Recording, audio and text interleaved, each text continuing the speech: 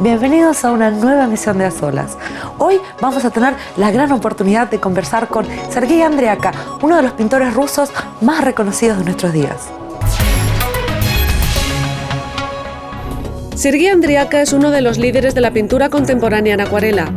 Las obras del pintor están dedicadas a Rusia, al inconfundible encanto de las antiguas ciudades, de los monumentos de arquitectura y de la entrañable naturaleza rusa.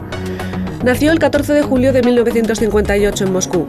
En 1982 se graduó en la Facultad de Pintura del Instituto Estatal de Artes de Moscú, Surikov. Entre 1982 y 1985 trabajó en los talleres artísticos de la Academia de Bellas Artes de la Unión Soviética.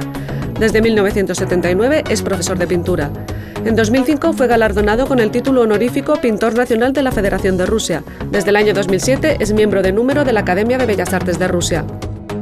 En 2009 fue condecorado con las medallas de plata de la Unión Internacional de Organizaciones Benéficas El Mundo de la Bondad por su servicio al arte y de la Hermandad Ortodoxa Radoñez por su trabajo de muchos años en bien de la Iglesia de Rusia y en agradecimiento por su ayuda fraterna y colaboración. Desde 1985, Sergei Andriaca ha participado en múltiples exhibiciones moscovitas, regionales e internacionales, más de 200 en total. Las obras del pintor nacional de Rusia, Sergei Andriaca, son conocidas y admiradas en Alemania, Suiza, Francia, Austria, Japón, China y otros países. Sus pinturas se exponen en los más grandes museos del mundo y forman parte de colecciones privadas. Sergei, antes que nada, permítame darle las gracias por estar hoy con nosotros. Gracias a usted. Usted ha probado distintas técnicas de pintura, ¿verdad? Sin embargo, ha elegido la acuarela. ¿Por qué? Así es, acuarela. Pues como usted dijo, he probado muchas técnicas. Empecé con la acuarela, estudié en la Escuela de Pintura del Instituto de Artes Surikov de Moscú. Esta escuela era la mejor en la Unión Soviética. La escuela número 1 en cuanto al nivel de enseñanza. Durante los primeros 3 años del programa de estudios, aprendimos la técnica de acuarela y los siguientes 4 años, pintura al óleo. El pensum era igual para todos. A todos les enseñaban lo mismo. Sin embargo, luego ingresé al Instituto de Artes Surikov, donde mi asignatura principal fue pintura al óleo. Después de 6 años me gradué en pintura al óleo. Sin embargo, mi afición por la acuarela no disminuía. Siempre quería pintar en acuarela. En verano, por ejemplo, cuando hacía alguna pintura estudiantil en óleo, siempre me daban ganas de hacer algo en acuarela.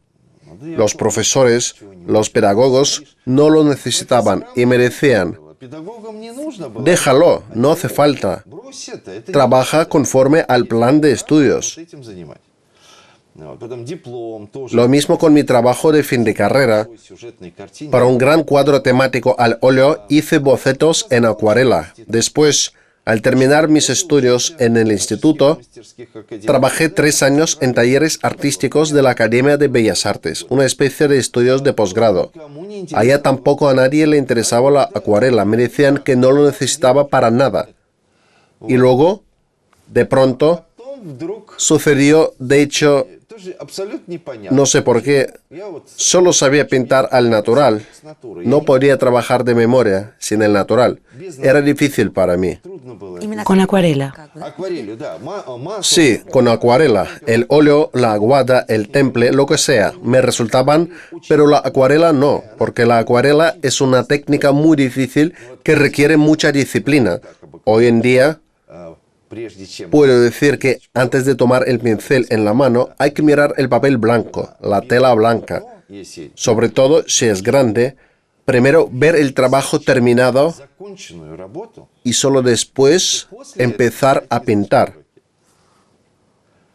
Por eso se trata de gran disciplina, no se puede cometer errores. Claro, tiene que salir perfecta de una sola vez. Y si lo vemos desde otro punto, ¿cuáles diría usted que son las ventajas de la acuarela? ¿Qué sentimientos, qué estados de ánimo se pueden expresar mejor de esta forma que con otras técnicas? Ante todo, quiero hablar de las ventajas de la acuarela. En primer lugar, la acuarela es uno de los estilos más antiguos en la pintura. Existen papiros con pinturas en colores hidrosolubles. Se han conservado papiros con imágenes que tienen 3.500 años. Son parecidos a la acuarela. En el antiguo Egipto, la gente practicaba la acuarela. Pintaban los sarcófagos usando colores hidrosolubles, etc. Por eso, si hablamos de la pintura al óleo, que hoy en día se considera la verdadera pintura, y la acuarela, que va muy a la rezaga, como solían denominarlo el arte femenino. ¿Arte femenino? ¿Por qué? ¿Es más delicado? No, de hecho este arte puede ser varonil, dramático. La acuarela tiene una blanca pantalla de papel, colores transparentes. Tanta luz emana de la acuarela que actualmente no puede dar ni el óleo ni ninguna otra técnica de pintura. Es más luminosa. La luz y el color, la excelencia del color. Por supuesto que es una técnica muy difícil, porque, reitero, que aquí no se puede cometer errores. Cuando tenía cerca de 14, 15 años, un verano, fuimos a una práctica estudiantil en la ciudad de Rostov, una ciudad antigua rusa. Cerca estaba el monasterio Borisoglebsky. Decidí pintar en acuarela. Me senté y de pronto apareció un nublado. Y comprendí que dentro de un momento, de 15-20 minutos, cambiaría todo el paisaje. Llovería y no podría hacer nada.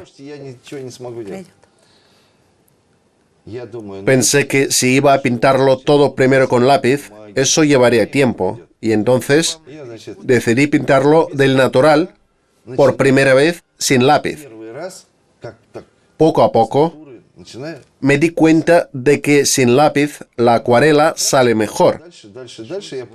Pero para ello hay que pintar con el pincel, es decir, ver con anticipación. Por adelantado. Lo que uno quiere dibujar. Empecé con pequeños trabajos. Cada año aumentaban, pues a diferencia de la pintura al óleo, en acuarela la maestría se determina por el tamaño. Si el tamaño es grande, es más difícil. Más difícil. Porque tienes que cubrirlo, pero no puedes borrar y pintar ni una sola vez. No se puede corregir. Si no has visto, no has logrado pintarlo bien. No se puede hacer nada. Hay que atrapar el momento, como en la fotografía, ¿no? No, no es lo mismo. La fotografía está relacionada con el trabajo de un mecanismo. Por mucho que sea perfecta una fotografía, de todas formas es fruto del trabajo de una máquina. En cambio, en la pintura, yo tomo el pincel, toco el papel y mi estado de ánimo de ese instante, de ese momento, algún enojo o afección, lo que sea, alguna pelea, todo eso se refleja en el trabajo. El tema del dibujo puede ser cualquiera. Por ejemplo, pinto como una taza, pero este dibujo puede suscitar una sensación de inquietud y sería una mala idea colgarlo en la casa, porque la gente al verlo puede sentirse mal. ¿Le ha pasado a usted alguna vez? Sí, muchas veces. He estado en diferentes situaciones. En cierta ocasión, cuando tenía un perro que era muy querido en la familia, se llamaba Tuzik, un nombre bueno para un perro. Era un poco complicado porque el perro vivía en casa de la abuela en el campo. Para ella era difícil en invierno encender la estufa y soportar estas condiciones. Por eso en invierno ella vivía con nosotros. Una vez, nadie de nosotros podía llevar al perro de la casa de campo. Yo tenía que estudiar y trabajar, mi madre tenía sus cosas, mi abuela ya no tenía fuerzas para llevarlo. Y debo decir que era un perro muy fuerte, un perro de caza. Entonces acordamos con unos conocidos que lo llevarían a vivir en una casa de campo. Sabíamos que el perro podía soportar bien el frío duro, podía vivir en la nieve y sabíamos que nunca se congelaría. Entonces lo llevé allá, pero en mi cabeza siempre oía su aullido y sabía que el perro se sentía mal allá. Tomé el tren y fui a recogerlo y desde la estación empecé a oír su aullido. Eso me inquietó. Mientras iba en tren, era una mañana, la salida del sol y yo, como soy pintor, todo lo que veo lo pinto mentalmente. Miraba por la ventana y veía pinos, casitas de campo, árboles cubiertos de la escarcha matinal, la salida del sol, o sea, un tema bastante apacible. Recogí a mi perro, le puse el bozal y fuimos de regreso en tren a casa. Llegué a casa, pero todavía sentía esa sensación de que había tenido razón, que había hecho mal a mi perro al dejarlo allá solo. Llegué a mi taller y para, en cierto modo, aliviarse. Sí, superar mi inquietud. Empecé a pintar estos pinos, con la salida del sol, con la escarcha. Dentro de 1 hora y media terminé el paisaje y me sentí aliviado. Sin embargo, mi estado de ánimo se compenetró en esta obra y se quedó ahí. Poco tiempo después, me visitó un buen amigo y me dijo: oye, no tengo ni una sola obra tuya para colgarla en la pared en casa. Dame alguna. Yo le respondí: por supuesto, elige cualquiera. Aquí están muchas de mis obras, no hay problema. Resultó que le cautivó aquel paisaje, precisamente este cuadro, y lo eligió. Le dije: no tomes este cuadro, es un cuadro muy duro. Va a causarte molestias. Pero el amigo insistió: no, me gusta el pasaje, es bonito, la salida del sol, todo está bien. Bueno, se la llevó a casa. Al pasar 2 semanas me la trajo al taller. Para devolvérsela. Y me dijo: mira, elige tú mismo un cuadro. Este cuadro es tan inquietante que lo he colgado y ya no me deja tranquilo. Hacemos una pausa, pero no se vaya, que en unos segundos estamos de vuelta.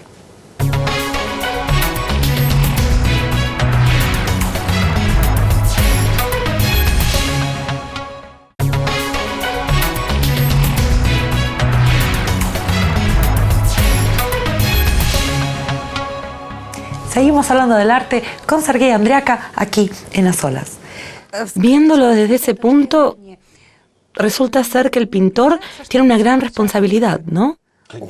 Claro que sí. Sobre todo la responsabilidad ante el público. Y creo que el arte de las épocas pasadas, de la antigüedad, se valoraba por esta energía, por esta fuerza. O sea, hasta qué punto existía o no esa energía en la obra. Es que se puede pintar muy bien, correctamente, se puede aprenderlo, pero al mismo tiempo no tener esa energía. Por eso, toda la historia del arte... Hace poco estuve en Italia, me encanta este país, lo visito regularmente, me encantan los monumentos de la cultura y todo esto. Y de nuevo, quiero reiterar, son muchos los pintores buenos, por ejemplo Rafael, pero en la época había muchos otros pintores que sabían pintar igualmente bien. Sin embargo, cuando te acercas a las pinturas de Rafael, estas emanan tanta energía y tanta fuerza que te quedas boquiabierto. Te coge de improviso. Durante mis exhibiciones he notado que cada espectador puede pararse frente de ciertas pinturas. Es muy interesante en cuanto al alcohol. El alcohol desjunta la conciencia. Si el pintor crea su obra en el estado ebrio, esta afectará a las personas que suelen beber mucho. Ellas van a sentir un interés hacia esta pintura a pesar de que es un arte destructivo. Así también seguramente hay obras constructivas.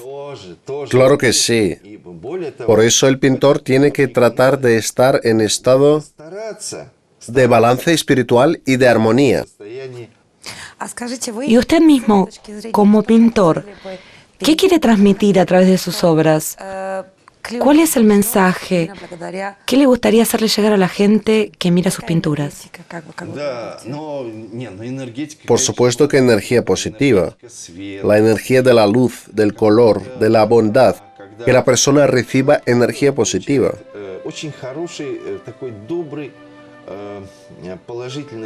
Sin embargo, todos somos humanos y podemos estar de buen o de mal humor, sentir cierto disgusto o, por el contrario, un auge de entusiasmo, cierto estado de espiritualización, de bondad, de felicidad.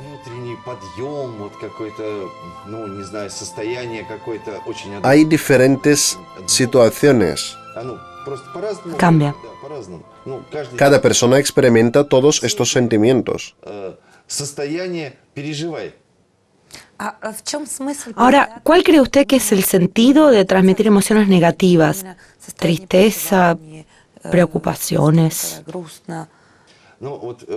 En el cristianismo existe el sacramento de la penitencia, en el que el hombre confiesa situaciones duras o cuando necesita simplemente despojarse de todo lo que le aflige, decirlo todo, compartir con un amigo todos sus problemas.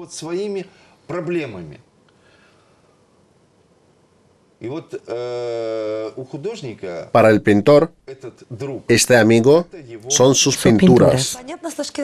Tiene sentido desde el punto de vista del pintor, pero del lado contrario, el espectador, ¿cuál es el objetivo de recibir ese sufrimiento?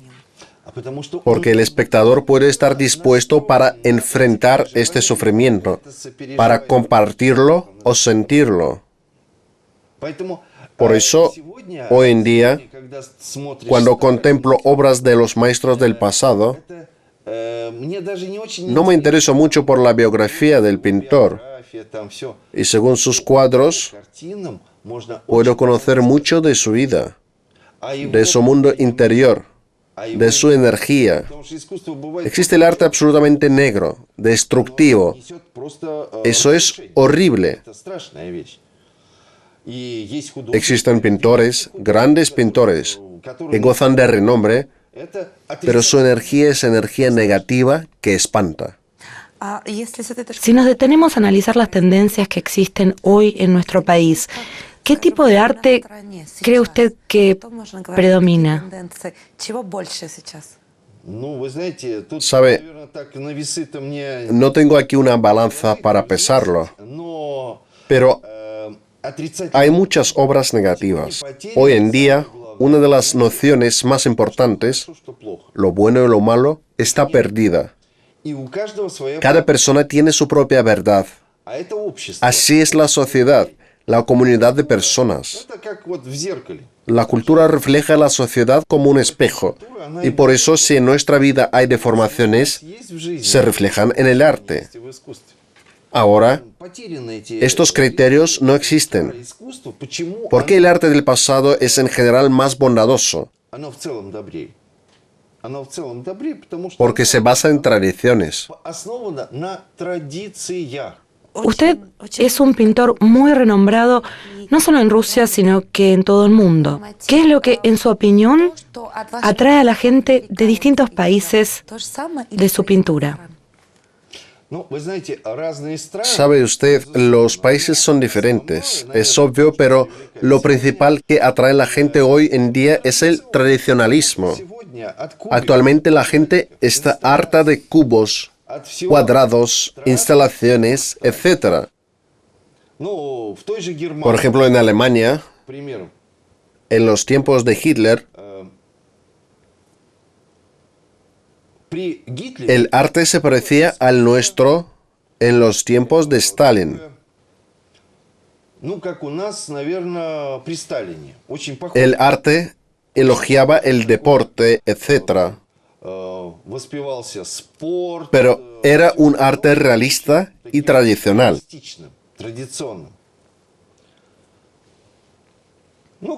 Después de la Segunda Guerra Mundial, se decidió eliminar todo el arte que había sido creado en la época de Hitler, aniquilarlo por completo. Actualmente en Alemania, si uno habla del arte tradicional, la reacción inmediata será la siguiente: ¿usted quiere volver a los tiempos de Hitler? Pero no se trata de Hitler, sino de las tradiciones, de la belleza. No se puede negar todo el arte antiguo, es imposible. Es la belleza, lo que entraña el ser humano. Otra cosa es lo que ve el pintor, a su manera. Es algo muy valioso. Y así aparecieron en Alemania estos cubos y cuadrados. Es horrible eso. Claro que sí. Además, ellos perdieron la escuela. Perdieron todo. Cuando presentamos en Alemania nuestra escuela, la escuela de acuarela creada aquí, la técnica que permite impartir clases a cualquier persona, sea un adulto o un niño, además que nunca preguntamos si la persona tiene o no talento. Podemos enseñar a pintar a cualquier persona, si la persona lo quiere. Cuando estuvimos en Düsseldorf, en Berlín, en muchas otras ciudades, en Múnich, los espectadores nos decían: no tenemos eso. Nos gustaría llevar a nuestros hijos a esta escuela con mucho gusto, pero lamentablemente aquí no existen escuelas de este tipo. Todo ha sido eliminado. Nadie sabe pintar.